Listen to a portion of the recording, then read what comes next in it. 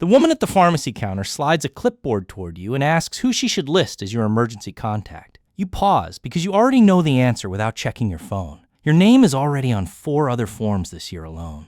A dentist intake sheet, a school pickup list, an HR file at a job that isn't even yours. You write your own number down for the pharmacy form and hand it back, and she doesn't think twice about it because why would she? Outside in the parking lot, you sit in your car longer than a 10-minute pharmacy stop deserves, thinking about how many pieces of paper out there have your name written on them in someone else's handwriting. Nobody in your family has ever called you the successful one. Not once, not even as a joke over dinner. But somewhere in the last 23 years, every emergency in that family started routing itself to your phone. Nobody decided this on purpose. It just kept happening until it was simply how things worked. You are 23. You work nights at a distribution warehouse, scanning pallets with a handheld that beeps when it likes what you did and beeps differently when it doesn't. The job pays $36,500 a year. After taxes and the 2 lines on your pay stub, you had to look up. About 1,100 lands every 2 weeks. Most of it is already gone before it arrives. Split between a room and a house with 2 roommates whose schedules, better than their last names and a car payment on something that starts most mornings. There's one person in your family everyone agrees has made it. Your Uncle Dale. Dale owns 3 vending machine routes he built up from nothing over 20 years. He drives a Tahoe he keeps spotless. He pays cash for everything and tells anyone who will listen that debt is for people who didn't plan ahead. At every birthday and every graduation, he peels $100 bills off a folded stack and presses them into a hand like he's dealing cards at a table only he can see. When somebody's furnace dies in January, Dale covers it. When a cousin needs bail money on a Sunday, Dale answers the phone. Nobody has ever seen a bank statement with his name on it. Nobody has ever needed to. In most families, the richest person isn't the one with the biggest number somewhere. It's the one who can say yes today, out loud, in front of everyone. At 25, your job starts offering a retirement account, and a woman from HR corners you by the break room to explain it before you can walk away. The company matches 50 cents for every dollar you put in, up to 5% of your pay. You put in 5% because saying no felt like more effort than saying yes. It costs you about $18 a week that you genuinely do not notice leaving. You pick the plainest option on the list, a fund that just tracks the whole stock market because it has the shortest name and the smallest number next to the word fee. The whole decision takes maybe 6 minutes standing in a break room that smells like burnt coffee. Nobody watches you make it. Nobody ever finds out you made it. You are 27. The balance sits at $8,200. You put in $7,800 of that yourself. The market added roughly $400 across 2 years, which your friend Marcus makes doing about a day and a half of overtime. And you know that number specifically because Marcus says it out loud more than once. Marcus is an electrician and has out-earned you since the day you met him in high school. He clears $72,000 most years working overtime whenever it's offered, while you're still under 40. He finances a truck over 72 months at just under 11% interest. The payment is $590 a month, which adds up to over $42,000 by the time it's paid off on a truck that cost $28,000 new. Nobody at the dealership said that second number out loud. It was somewhere in the paperwork he initialed without reading, the way almost everybody does. In October, he texts you at 11:30 asking for $50 until his check clears Friday. You send it. He sends it back Friday like clockwork. Neither of you brings it up again. It's only $50. It doesn't feel like the start of anything. You are 29. Uncle Dale sells all 3 vending routes to a regional company that's been buying up small operators. The family spends a month guessing the number before it actually lands, and every guess starts with a 2 and has 6 figures behind it. Someone says he's finally going to retire early. Someone says he'll buy a boat. The routes sell for $275,000 combined. Then the equipment loan he took out replacing machines in 2019 comes off the top, $38,000. Then taxes on the sale take another bite. What actually lands in Dale's account is closer to $180,000, and Dale is 61. There's also a whole life insurance policy a salesman sold him at his own kitchen table decades earlier. $58 a month for 24 straight years without a single missed payment. He's paid in $16,700. The cash value sitting inside it right now is $18,100. 24 years of perfect discipline to earn something close to 0.5% a year because the salesman told him it was the safe option, and it was. Safety was the entire product being sold. He tells you the number proudly because to him it proves he did the responsible thing. Your balance that year is $29,500. You don't say a word about any of it to anyone. What would you even say? Dale paid for your grandfather's funeral without being asked. Dale put 3 cousins through their first year of community college and folded hundreds. The math was quietly wrong the entire time, and the man himself was not. You are 31. Your sister Naomi calls on a Tuesday afternoon, which is already strange because Naomi only ever texts. She asks, almost too casually, what a used transmission runs for her car. You give her a rough number. She goes quiet for a few seconds, and in that silence, you both already know exactly what this call actually is, and neither of you says it directly. You tell her you'll send it that night. She says she'll pay you back. $1,600 leaves your account and doesn't move anything in your life. Your balance that year is $61,000, which means the repair is roughly 2.5% of a number Naomi has no idea exists. She pays back $400 of it over a few months, and then her hours at the clinic get cut, and the payments quietly stop. Neither of you ever brings it up again. Not at any holiday. Not ever. That's the real cost of it. It was never the $1,600. It's that the two of you can never mention it again for the rest of your lives. In the spring, she lists you as the emergency pickup contact on both of her kids' school forms. 3rd and 4th form with your name on it now, and you barely register it happening. You are 34. The market drops 31% over about 10 weeks. Your balance falls from $109,000 to roughly $75,000 while you're sitting at your desk eating lunch out of a plastic container. On paper, you lose more in 2 months than you earned all last year. You don't sell anything. It isn't bravery. You simply never open the app to look. The contribution keeps leaving your account automatically on the 1st of every month, quietly buying more of the same boring fund at prices that will look cheap in hindsight. Marcus sells everything and moves to cash in the 3rd week, telling you he'll get back in once things settle down. Things settle down about 11 months later, roughly 38% higher than where he sold. By then, he has a perfectly reasonable excuse not to get back in, and that excuse ends up costing him more than the crash itself ever did. He isn't foolish.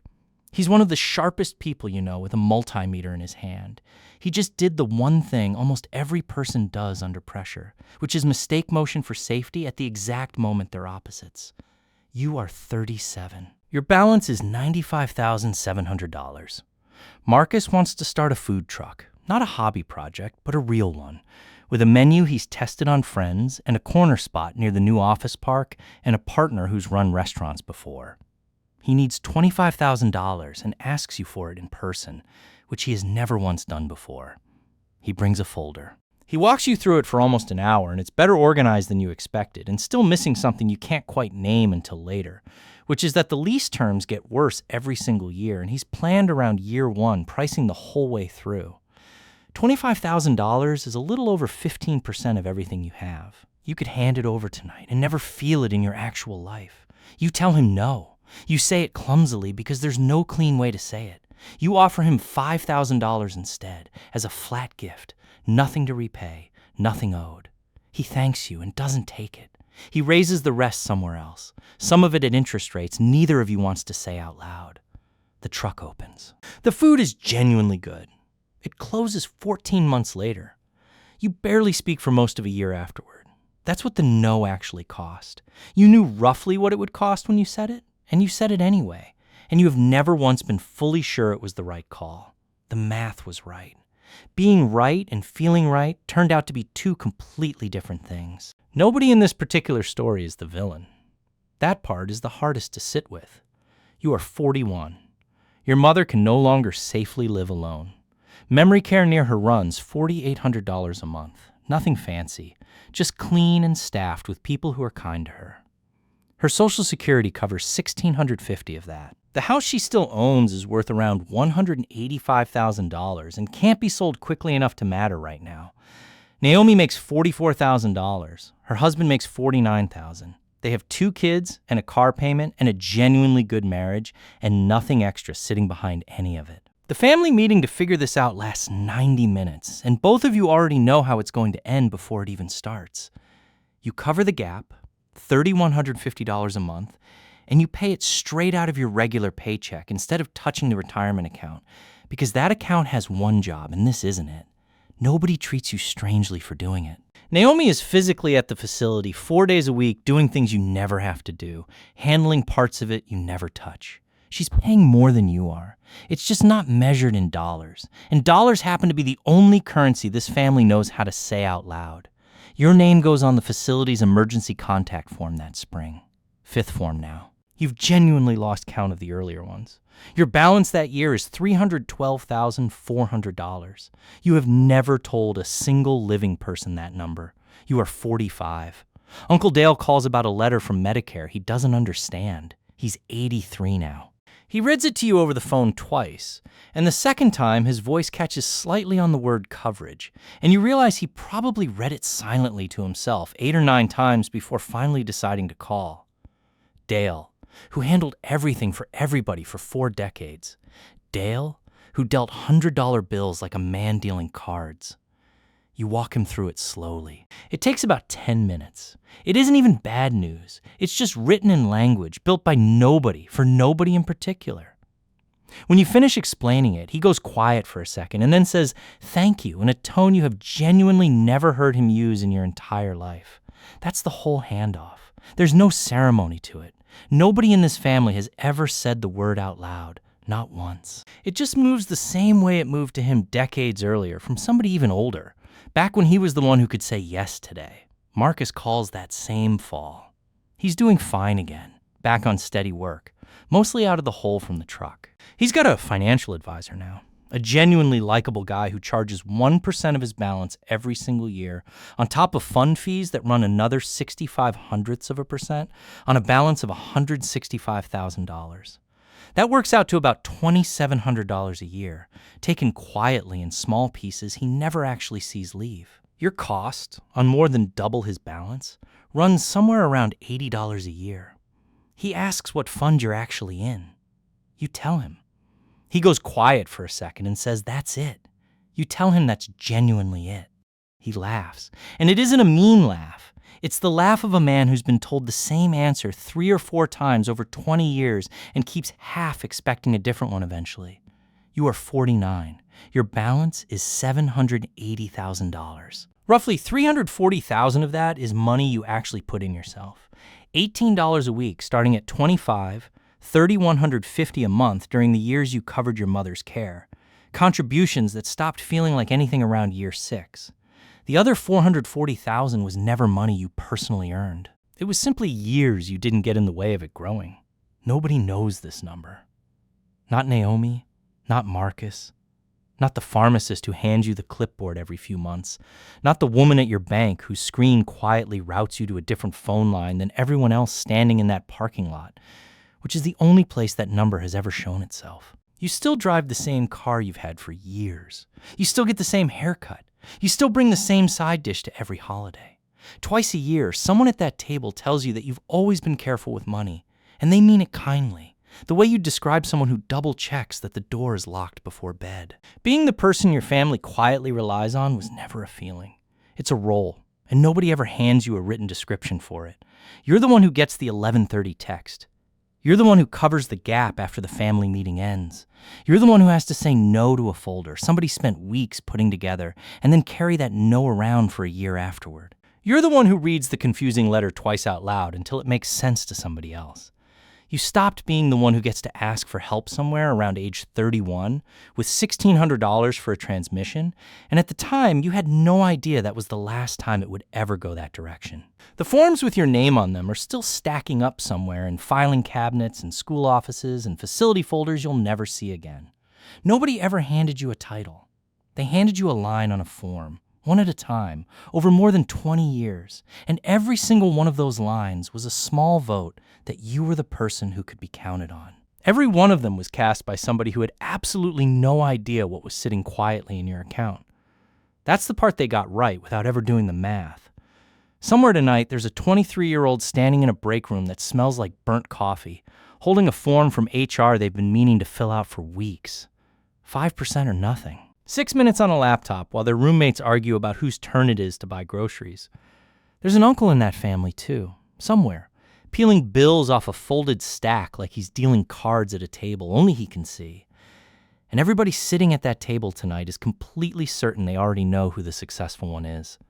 They're right, for now. Nobody in that room will ever be able to name the exact year it quietly changes hands, because there won't be one single moment to point to. There will only be a stack of forms sitting in a drawer decades from now, getting a little heavier every year, while somebody sits alone in a parking lot holding all of it, wondering how.